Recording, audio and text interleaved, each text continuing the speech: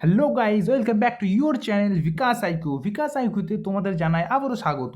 তোমরা জানো যে 12 তারিখ থেকে তোমাদের বাংলা পরীক্ষা শুরু হয়ে যাচ্ছে, আর যাদের এখনও মনে হচ্ছে যে তাদের পর্যাপ্ত পরিমাণে সিলেবাস কভার করা হয়নি, শেষ হয়ে উঠতে পারেনি, স্পেশালিভাবে তাদের জন্য আজকের এই বিশেষ ভিডিওটি তৈরি করেছি। আমি আবারও বলছি যে যারা নতুন এসেছো তারা সাবস্ক্রাইব করে দাও, কারণ তোমরা জানো বিকাশ আইকিউ হচ্ছে একটা এডুকেশনাল চ্যানেল। এই হলুদ পড়া থেকে একটাই মাত্র কোশ্চেন থাকবে। কটা বলো?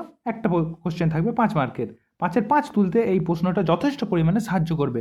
আর হ্যাঁ, আমি বলে দিচ্ছি যে প্রথম 2 পৃষ্ঠা, গল্পের প্রথমের 2 পৃষ্ঠা থেকে যে কোনো প্রশ্ন আসুক কিনা, লাইনটা শুধু পাল্টে দিতে, হয়তো এই লাইনটা হয়তো পাল্টে দিতে পারে, কিন্তু এই উত্তরটা একই হবে।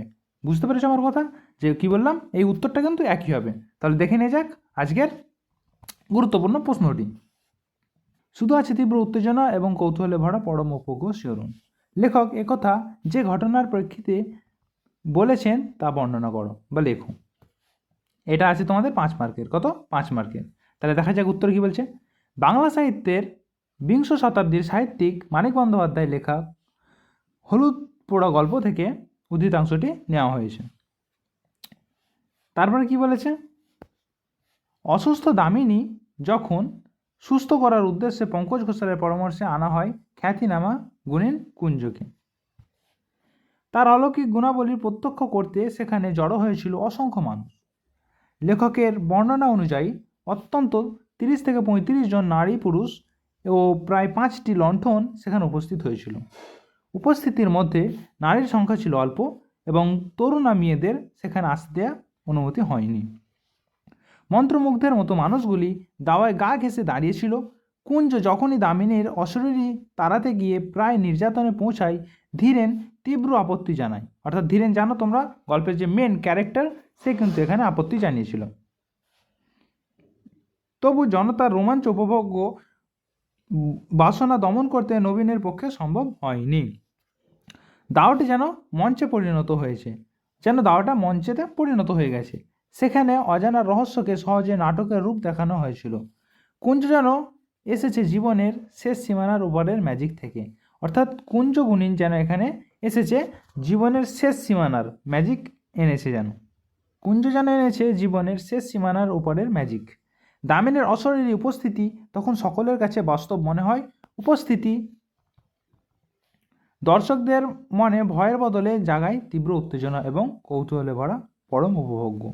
ঠিক আছে, এই প্রশ্নটা হচ্ছে মূলত কিভাবে দামিনীর চিকিৎসা করেছিল, অথবা এরকমও দিতে পারে যে গল্পের মধ্যে ভৌতিকতার যে পরিবেশ হয়ে উঠেছে সেটা তোমরা আলোচনা করো। তাহলে এই প্রশ্নটা আমি লিখছিনি, প্রশ্নগুলো নানান রকম প্রশ্ন হতে পারে। আমরা আগেই বলেছি গল্পের 2 পৃষ্ঠার মধ্যে যে কোনো লাইন তুলে দিতে পারে, যে কোনো লাইন থেকে এই একটা মাত্র উত্তর লিখে আসবে তোমরা, এই একটা মাত্র উত্তর,